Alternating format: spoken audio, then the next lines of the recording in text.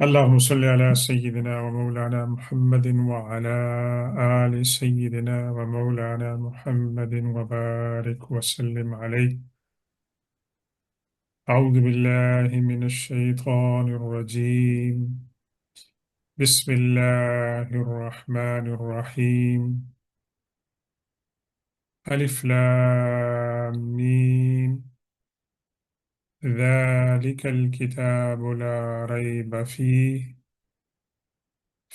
هدى للمتقين الذين يؤمنون بالغيب ويقيمون الصلاة ومما رزقناهم ينفقون والذين يؤمنون بما أنزل إليك وما أنزل من قبلك وبالآخرة هم يوقنون أولئك على هدى من ربهم وأولئك هم المفلحون. صدق الله مولانا العظيم وبلغنا رسوله النبي الأمي الأمين الكريم ونحن على ذلك لمن الشاهدين والشاكرين والحمد لله رب العالمين. السلام عليكم ورحمة الله تعالى وبرکاتہ. ہمارے آج کے جو درس ہے وہ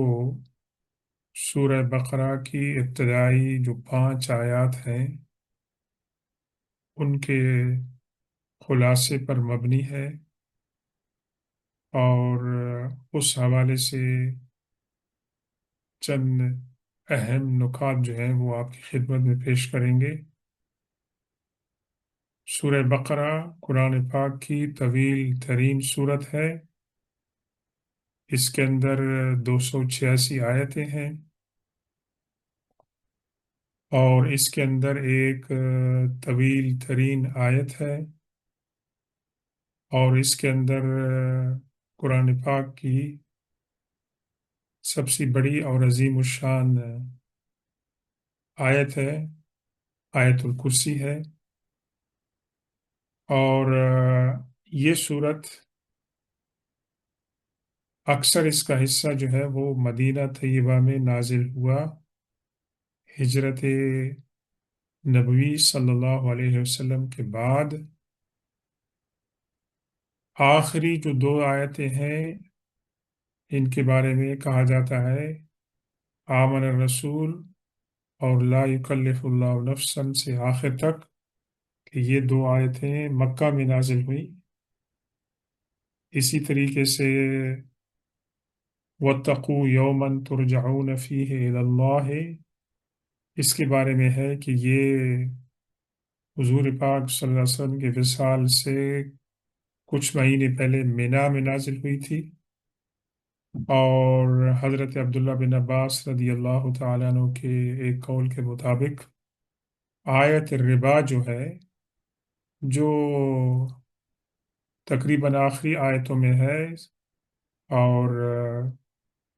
جو معاملات اور قرض کے بارے میں، جو لین دین کے بارے میں جو طویل ترین آیت ہے، اس سے چند آیتیں پہلے جو ہے وہ نازل ہوئی. جیسا کہ آپ تب لوگ جانتے ہوں گے کہ اس کا نام البقرہ حضرت موسیٰ علیہ السلام کے زمانے میں ایک واقعہ ہوا تھا، اور اس واقعہ کا ذکر جو ہے وہ اس صورت کے اندر ہے، اور اس کی وجہ سے یہ ایک نام جو ہے وہ انتخاب کیا گیا. کچھ سوال ہوتا ہے کہ صورتوں کے نام جو ہیں کیا حضور پاک صلی اللہ علیہ وسلم نے رکھے تھے یا صحابہ کرام نے اور بعد میں تابعین نے؟ تو اس کے بارے میں اکثریت کی رائے یہ ہے کہ یہ حضور پاک صلی اللہ علیہ وسلم نے رکھے تھے، کیونکہ آپ نے ان کے نام جو ہیں اور ان کی فضیلتیں وہ بیان کی ہے. تو البقرہ کے علاوہ اس کا نام السنام بھی ہے. سنام کہتے ہیں اونٹ کی کوہان کو، اور اس کا نام الذروہ بھی ہے، جو کہتے ہیں ہائٹ کو، بلندی کو، سمٹ کو، اور اس کا نام الزہرا بھی ہے، اور اس کا ایک نام الف لام میم بھی ہے۔ تو یہ جو ہے عظیم الشان صورت ہے، اور اس کے بارے میں غالباً سب سے زیادہ جو احادیث کسی صورت کے فضائل کے بارے میں ہے وہ سورہ البقرہ ہے، کہ جس کے بارے میں ایک روایت میں آتا ہے کہ اس کی ہر آیت کے ساتھ جو ہے 88 80 جو ہے فرشتے نازل ہوتے تھے۔ یہ اس کی خصوصیت ہے، اور دیگر آیات کے بارے میں، صورتوں کے بارے میں ہمیں اتنا نہیں معلوم۔ اور دوسری ایک روایت ہے کہ اس کے اندر جو آیت الکرسی ہے، جس کا نمبر ہے 255، اس آیت کو اللہ تبارک و تعالیٰ کے عرش کے نیچے سے نکالا گیا، اور اس کو سورہ بقرہ کے ساتھ جو ہے وہ ملایا گیا۔ حضرت عبداللہ بن عباس رضی اللہ تعالیٰ عنہ فرماتے ہیں کہ مدینہ طیبہ میں جو صورتیں نازل ہوئیں ان میں اول ترین صورت جو ہے یہ سورہ البقرہ ہے، اور جو ایک طویل عرصے تک اس کا نزول جاری رہا۔ اس دوران دیگر صورتیں بھی نازل ہوئیں، لیکن اس کا جو ہے وہ نزول کافی جو ہے طویل عرصے تک جو ہے وہ چلتا رہا۔ ایک روایت میں حضور پاک صلی اللہ علیہ وسلم نے فرمایا ہے کہ جس گھر میں سورہ بقرہ پڑھی جائے، شیطان وہاں سے جو ہے وہ بھاگ جاتا ہے۔ تو یہ سورہ بقرہ کے فضائل میں سے ہے کہ اس کے اندر جو ہے وہ برکت ہوتی ہے۔ اور ایک دوسری روایت میں ہے کہ اللہ کے رسول سے فرمایا کہ اقرؤوا الزہراوین، اور زہراوان جو ہے وہ کس کو کہتے ہیں؟ ستاروں کو، بلندیوں کو کہتے ہیں، کہ البقرہ اور سورہ آل عمران جو ہے یہ دو صورتیں آپ ان کو گھر میں تلاوت کریں۔ لا تجلوا بیوتکم مقابر فإن الشیطان یفر من البیت الذی تقرأ فیہ سورۃ البقرہ۔ صحیح مسلم کی روایت ہے کہ اپنے گھروں کو قبرستان مت بناؤ، بے شک شیطان اس گھر سے بھاگتا ہے جس کے اندر سورہ بقرہ کی تلاوت کی جاتی ہے۔ اور پھر فرمایا کہ یہ دونوں صورتیں جو ہیں قیامت والے دن آئیں گی اس کی تلاوت کرنے والوں کی شفاعت کرنے کے لیے، اور وہ لوگ کہ جو قرآن پر عمل کرتے تھے تو ان کے سامنے یہ دو صورتیں جو ہیں وہ چلیں گی، اور ان کی مثال دو چھتریوں کی طرح ہوں گی، یا دو سایوں کی طرح ہوں گی، یا دو پرندوں کی طرح ہوں گی جو اس کے اوپر سایہ فگن ہوگی۔ یعنی قیامت کا جو دن ہوگا وہ بہت ہی گرمی کا، تپش کا دن ہوگا، تو اس کو یہ دو بادلوں کی طرح یا دو چھتریوں کی طرح جو ہے وہ اس کو جو ہے وہ کور کریں گی،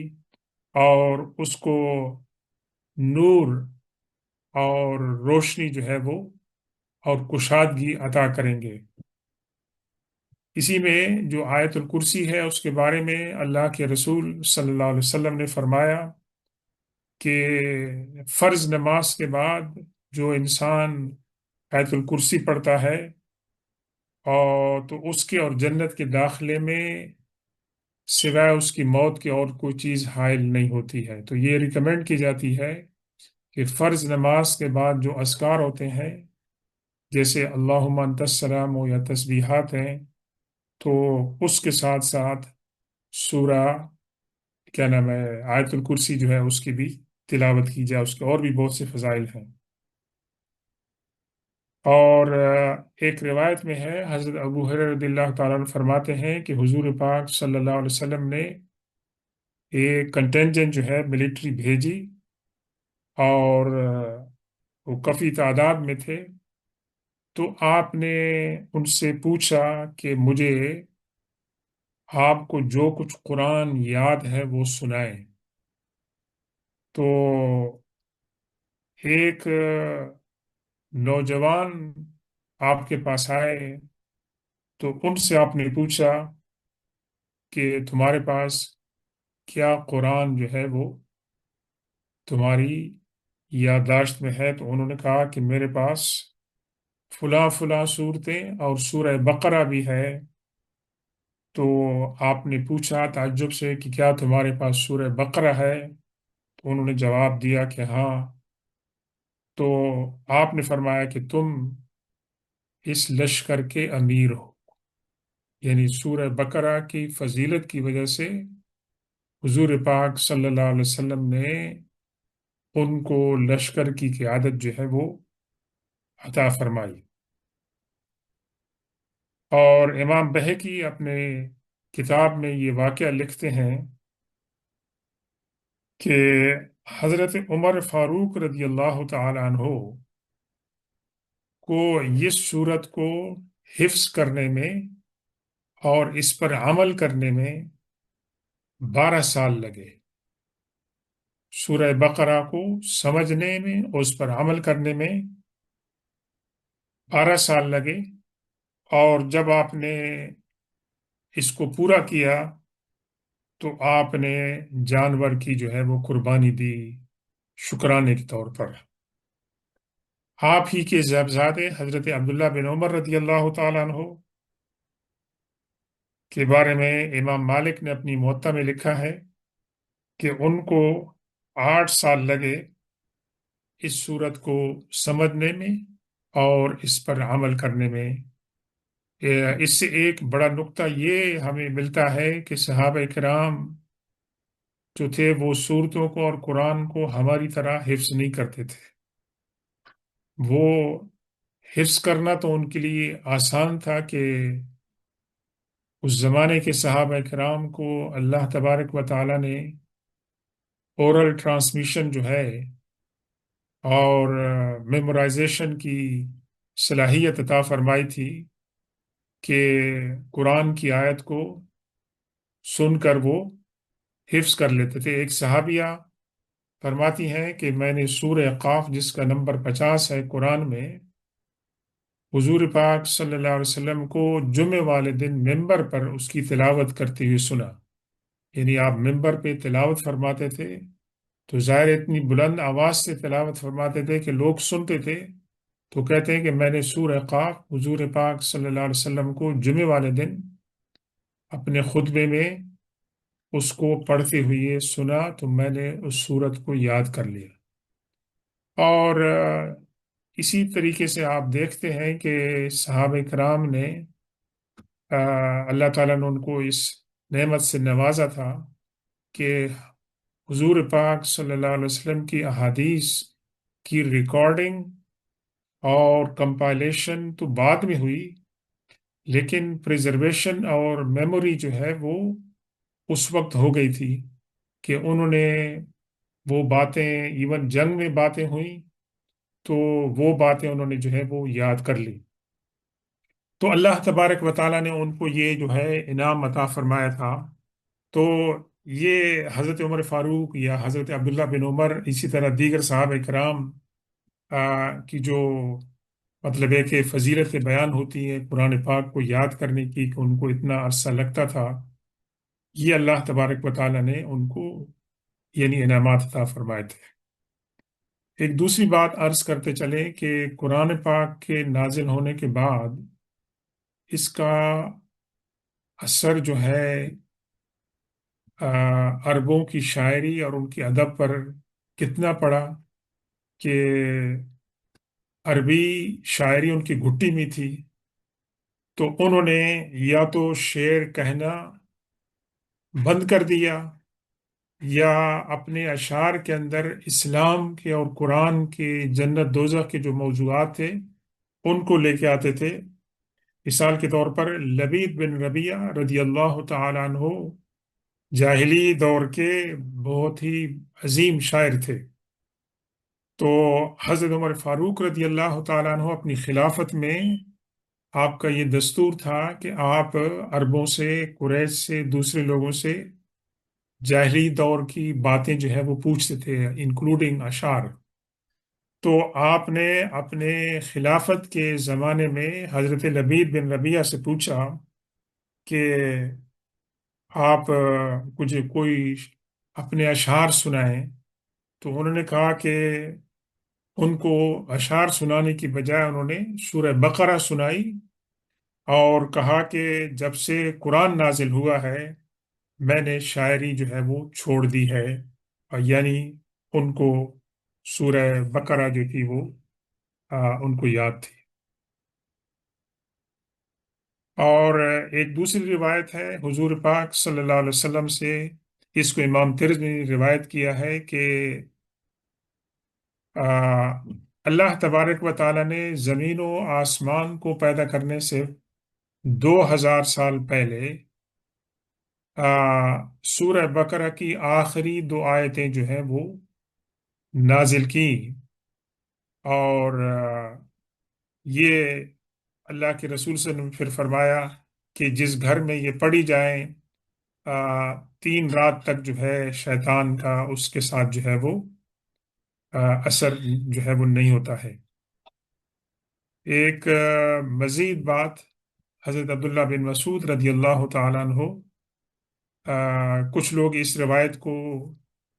मरफू करार देते हैं, यानी हज़रत अब्दुल्ला बिन मसूद रदी अल्लाह ताला अन्हु की पर, और कुछ इसको हुजूर पाक सल्लल्लाहु अलैहि वसल्लम का कौल कहते हैं। कुछ रवायतों में ऐसे है कि उनका ये कौल है कि अगर कोई शख्स रात को सोने से पहले जो है आ, इसकी कुछ आयत ऐसी हैं कि अगर उनको पढ़ेंगे तो अल्लाह तबारक व ताला उनके घर में उनको और उनके अहले खाना को आफात और बलियात से जो है वो महफूज रखेंगे। और वो 4 आयतें तो सूरह बकरा की हैं कि जो आज हमने तिलावत की हैं, और इसके अलावा प्लस आयतुल कुर्सी हो गई है। और आयतुल कुर्सी के बाद दो मजीद आयतें हैं कि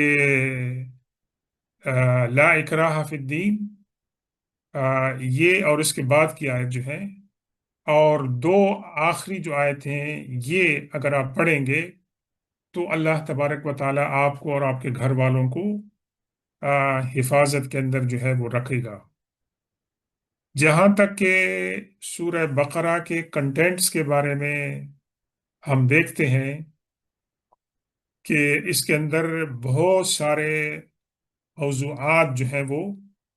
बयान किए गए हैं। निकाह के, तलाक के, और इसी तरीके से मुआशरत के, मामलात के, सूद के, इबादात के, जिस तरह रोज़े के बारे में है, ज़कात के बारे में है, और तौहीद और रिसालत और आखिरत, हज़रत आदम अलैहिस्सलाम, हज़रत इब्राहीम अलैहिस्सलाम, हज़रत मूसा अलैहिस्सलाम के बारे में तो काफ़ी तफसील से है, कायनात की तख्लीक, ये तमाम मौज़ूआत जो हैं ये इसके अंदर चीदा चीदा मौज़ूआत बयान हुई हैं। एक कौल हज़रत इब्ने अरबी रहमतुल्लाह अलैह के बारे में है कि उन्होंने अपने बुजुर्गों से सुना कि सूरह बकरा में 1000 कमांडमेंट्स हैं, डूज, और 1000 प्रोहिबिशंस हैं, नहियात हैं, और 1000 उसके अंदर हिकमतें हैं, और 1000 खबरें और जो है वो किस्स हैं। और एक बड़ा हिस्सा जो है बनु इसराइल के मुतालिक है, और इसी ताल्लुक से सूरह बकरा इसका नाम दिया गया है। तो मुफस्सिरीन इकराम कहते हैं कि जब मुसलमान मदीना पाक में आए तो यहाँ का माहौल मुख्तलिफ था मक्का के माहौल से। मक्का की जो सूरतें हैं और आयात हैं उनके अंदर तौहीद है, رسالت ہے، آخرت ہے، اللہ تبارک و تعالیٰ کی تخلیق اور حساب کتاب، جنت اور دوزخ کے اوپر زیادہ جو ہے وہ فوکس کیا گیا ہے، لائف آفٹر ڈیتھ۔ لیکن جب مسلمان مدینہ میں آئے تو یہاں ماحول مختلف تھا، یا ایک مسلمان معاشرے کی تشکیل تھی، اور یہاں پر ان کا واسطہ جو تھا وہ منافقین کے ساتھ بھی تھا، یہود کے ساتھ بھی تھا، اور انصار جو تھے وہ ڈفرنٹ ٹائپ کے تھے۔ تو یہاں اسی ماحول کے مطابق جو ہے صورتیں جو ہے وہ نازل ہوئی، خاص طور پر سورہ بقرہ میں، کہ جہاں بنو اسرائیل اور یہود کی جو پرانی تاریخ ہے وہ ریپیٹ کی گئی ہے، اور ریپیٹ کرنے کا ایک تو مقصد یہود کو یاد دہانی کرانا تھا، اور دوسرا مسلمانوں کو یہ بتانا تھا کہ آپ نے وہ غلطیاں نہیں کرنی ہیں جو انہوں نے کی، جس کی وجہ سے وہ اس انجام سے جو ہے وہ دوچار ہوئی ہے۔ اب اس کے اندر جو پہلی بات ہے، اس کا آغاز حروف مقطعات سے ہوتا ہے، ابریویٹڈ لیٹرز، اور ابریویٹڈ لیٹرز جو ہیں اس کے بارے میں بہت ساری باتیں کی گئی ہیں، لیکن ہمیں کوئی بات اوتھینٹک حدیث سے ان کے بارے میں نہیں ملتی ہے کہ قرآن کی بعض صورتوں کے شروع میں ابریویٹڈ لیٹرز ہیں اور بعض کے میں نہیں ہیں۔ تو ایک قول یہ ہے کہ اللہ تبارک و تعالیٰ نے چونکہ قرآن کو ایک معجزہ بنایا، تو قرآن کے اندر مثال کے طور پر الف لام میم جو ہے، یہ اللہ تبارک و تعالیٰ نے ان کو بتایا کہ یہ الفاظ ہیں تو تمہاری زبان کے، لیکن انہی الفاظ سے جو ہے اللہ تبارک و تعالیٰ نے کلام بنایا ہے، اور ان کو اللہ تبارک و تعالیٰ نے جو چیلنج دیا کہ آپ اس کا کاؤنٹر کریں، کہ ایک صورت بنائیں یا 10 صورتیں بنائیں جو ہیں، یا قرآن کا جواب دیں، تو وہ قرآن کا چیلنج آج تک ہے، اور لوگوں نے کوشش کی لیکن وہ کوشش جو ہے وہ نہیں کر سکے۔ تو یہ اللہ تبارک و تعالیٰ نے یعنی ایک معجزہ بیان کیا کہ صورتیں جو ہیں کچھ ان کا آغاز جو ہے وہ کس کے ساتھ ہو گیا، حروف مقطعات کے ساتھ ہو گیا۔ اس کے بعد فرمایا ذالک الکتاب، اب وہ کتاب، ذالکہ اس میں اشارہ ہے وہ کتاب، یہ نہیں فرمایا کہ یہ کتاب، تو یہ ادب اور لحاظ سے کہا کہ وہ کتاب ہے لا ریب فیہ۔ آپ لوگوں نے بعض بعض جگہوں پہ دیکھا ہوگا کہ امام صاحب جب اس کی تلاوت کرتے ہیں، بعض امام صاحب میں نے دیکھا ہے تو وہ اس کی تلاوت کرتے وقت کہتے ہیں ذالک الکتاب لا ریب، بعض کہتے ہیں لا ریب فی کہتے ہیں، بعض کہتے ہیں فیہ ہد، لا ریب پہ سٹاپ کرتے ہیں، پھر کہتے ہیں فیہ ہدی للمتقین۔ تو دونوں لحاظ سے پڑھنا جائز ہے، لیکن اس کے اندر حکمت کیا ہے کہ اگر آپ کہیں گے لا ریب فی، تو اس سے مراد کیا ہوگا کہ قرآن کے اندر کوئی شک نہیں ہے، اور اگر آپ نے کہہ دیا کہ ذالک الکتاب لا ریب، تو بھی اس کا مفہوم ہو گیا کہ قرآن ایسی کتاب ہے جس میں شک نہیں ہے۔ پھر کہا فیہ ہدی للمتقین، کہ اس کے اندر ہدایت ہے کن لوگوں کے لیے؟ متقین کے لیے، کہ جو لوگ پرہیزگار ہیں۔ اور پھر اس کے بعد کیا فرمایا؟ الذین یؤمنون بالغیب۔ اب دیکھیں یہاں پر لنک بنا دیا ہے غیب کے ساتھ، ایمان بالغیب کے ساتھ، اور متقین کے ساتھ، یعنی متقین ہی اس کے ساتھ اس سے فائدہ اٹھا سکتے ہیں، اور متقین تب ہی متقین ہوں گے جب ان کے اندر ایمان بالغیب ہوگا۔ یعنی کوئی انسان اگر اس کے اندر خدا خوفی ہے تو اس کے اندر خدا خوفی کی وجہ کیا ہوگی؟ ویسے کہ وہ یہ جانے گا کہ میں نے مرنا ہے اور اس کے بعد اللہ کے ہاں جواب دینا ہے، اور میں جو کچھ بھی کر رہا ہوں اللہ تبارک و تعالیٰ کو اس کا علم ہے۔ اور ایمان بالغیب جو ہے وہ کمپریہنسو ہے، اس کے ساتھ یہ بھی ایمان بالغیب ہے کہ جبریل علیہ السلام نے اللہ کے رسول پہ کلام نازل کیا، یہ بھی ایمان بالغیب ہے کہ اللہ تبارک و تعالیٰ کو دیکھا نہیں اور اس کا ثبوت مانگے بغیر اس کو مانتے ہیں، جنت اور دوزخ کو، قبر میں جو سوال و جواب ہوگا وہ بھی ایمان بالغیب سے تعلق رکھتا ہے۔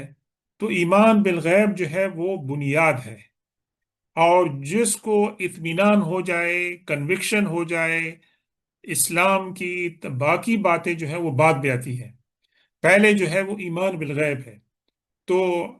اللہ تعالیٰ نے فرمایا کہ الذین یؤمنون بالغیب وَيُقِيمُونَ الصَّلَاةَ، وہ نماز قائم کرتے ہیں۔ تو نماز کیوں قائم کرتے ہیں؟ کہ ان کا یہ ایمان ہے، عقیدہ ہے کہ وہ اللہ کے لیے قائم کر رہے ہیں، اور اللہ کو دیکھے بغیر، نعوذ باللہ اس کا کوئی امیج رکھے بغیر اس کے لیے نماز پڑھ رہے ہیں، اور وہ نماز کو قائم کرتے ہیں تو اللہ ان کو اجر عطا فرمائے گا۔ وَمِمَّا رَزَقْنَاهُمْ يُنْفِقُونَ، اور جو کچھ بھی ہم نے اس کو دیا ہے، ان کو دیا ہے، اس میں سے خرچ کرتے ہیں۔ اس کے اندر زکوٰۃ بھی ہے، صدقات بھی ہے۔ آپ کو اللہ تعالیٰ نے جو علم عطا فرمایا ہے، آپ دوسروں کی بھلائی کے لیے استعمال کرتے ہیں، اپنا وقت استعمال کرتے ہیں، یہ تمام کی تمام باتیں جو ہیں یہ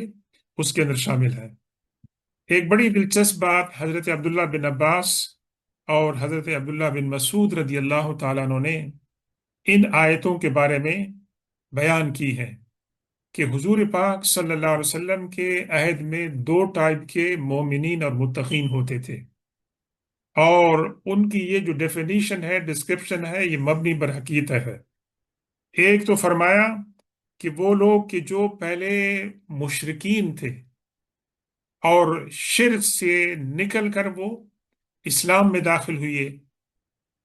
تو وہ بھی مومنین اور متقین تھے۔ اور دوسرے وہ تھے کہ جو اہل کتاب میں سے تھے، اور وہ اہل کتاب ہونے کے باوجود انہوں نے حضور پاک صلی اللہ علیہ وسلم کو مانا، تو ان کو دوہرا ثواب ملے گا، اجر ملے گا، کہ وہ اللہ تعالیٰ نے فرمایا الذین یقیمون الصلاۃ ومما رزقناہم ینفقون والذین یؤمنون بما انزل الیک وما انزل من قبلک، کہ وہ لوگ آپ کے اوپر جو کتاب نازل ہوئی ہے اور جو آپ سے پہلے نازل ہوئی ہے وہ ان کو مانتے ہیں۔ تو یہ دو ٹائپ کے جو ہیں وہ مومنین اور متقین ہو گئے۔ وَبِالْآخِرَةِ هُمْ يُوقِنُونَ، اور پھر آخرت کے اوپر بھی جو ہے ان کا یقین ہے۔ تو سوال یہ ہے کہ ایمان بالغیب میں تو اللہ تبارک و تعالیٰ کا ذکر آ گیا، قیامت کا بھی آ گیا، قبر کا بھی آ گیا، پھر دوبارہ جو ہے بالآخرت ہم یوقنون جو ہے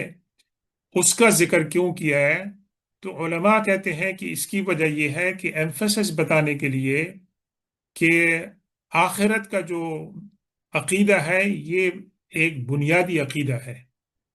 اور یہ فرق کرتا ہے مسلمانوں کے درمیان اور مشرکین مکہ کے درمیان، کہ جو خدا کو تو مانتے تھے لیکن آخرت پر ان کا ایمان نہیں تھا، اور اگر آخرت پر وہ ایمان لاتے تھے تو پھر وہ مسلمان ہو جاتے تھے۔ تو آخرت پر ایمان جو ہے یہ بہت ہی ضروری ہے، اور انسان کو اگر برائی سے کوئی چیز روک سکتی ہے، اچھے اخلاق اور اعمال پہ موٹیویٹ کر سکتی ہے، تو ایک تو یہ عقیدہ ہے کہ اللہ تبارک و تعالیٰ جان رہا ہے، دیکھ رہا ہے۔ دوسرا یہ کہ میرا حساب کتاب ہوگا اور پوچھ گچھ ہوگی، آخرت میں ایک دن اللہ کے سامنے جانا ہے۔ تو یہ عقیدہ آخرت انسان کو نیکی پر موٹیویٹ کرتا ہے اور گناہ سے جو ہے وہ بچاتا ہے۔ ایک دوسری حکمت کی بات کہ جہاں فرمایا کہ یؤمنون بما انزل الیک وما انزل من قبلک، اس سے ختم نبوت اور قرآن کے ایک the last and final word of God جو ہے اس کی ہونے کی حکمت نظر آتی ہے۔ اب قرآن پاک میں آپ پڑھیں گے تقریباً 40 سے 50 ایسی آیتیں ہیں جس میں اللہ تبارک و تعالیٰ یہ ذکر فرماتے ہیں کہ جو لوگ آپ پر ایمان لاتے ہیں، آپ سے پہلے کتابوں، پہلے والی کتابوں اور انبیاء پر ایمان لاتے ہیں، لیکن کہیں بھی نہیں کہا کہ آپ کے بعد نعوذ باللہ آنے والے نبی یا آپ کے بعد آنے والی کتاب پر بھی ایمان لاتے ہیں۔ تو یہ بھی ختم نبوت کی ایک دلیل ہے جو واضح ہے کہ یہاں کہیں بھی، یہاں پر بھی اور قرآن پاک میں اور بھی کہیں پر ایمان والوں کا جہاں ذکر ہوا ہے وہاں پر ذکر اس کا نہیں کیا ہے۔ تو یہ ایک دلیل ہے کہ اللہ تعالیٰ نے مطالبہ نہیں کیا کہ نہ صرف حضور پاک صلی اللہ علیہ وسلم پر، آپ سے پہلی کتابوں اور فرشت ایمان انبیاء پر، بلکہ آپ کے بعد والے جو نعوذ باللہ اگر کسی نبی نے آنا ہے، کتاب نے آنا ہے تو اس کا بھی ذکر ہوتا، لیکن من بعد کا ذکر نہیں ہے، من قبل کا ذکر ہے۔ تو یہ بھی ختم نبوت کی جو ہے ایک دلیل ہے۔ پھر آخر میں اللہ تبارک و تعالیٰ نے بشارت عطا فرمائی، اولئک علی ھدی من ربہم واولئک ھم المفلحون، کہ یہ جو لوگ ہیں یہ حقیقت میں ہدایت یافتہ ہیں اور یہ لوگ جو ہیں فلاح پانے والے ہیں۔ تو اللہ تبارک و تعالیٰ کا شکر ادا کیا جائے کہ اللہ تعالیٰ نے ہمیں تمام انبیاء کرام، ان کی کتابوں، فرشتوں اور آخرت پر جو ہے ایمان کی نعمت عطا فرمائی ہے، اور اللہ تبارک و تعالی ہمیں اس پر عمل کرنے کی توفیق عطا فرمائے۔ سبحان ربک رب العزت عما یصفون وسلام علی المرسلین والحمد للہ رب العالمین۔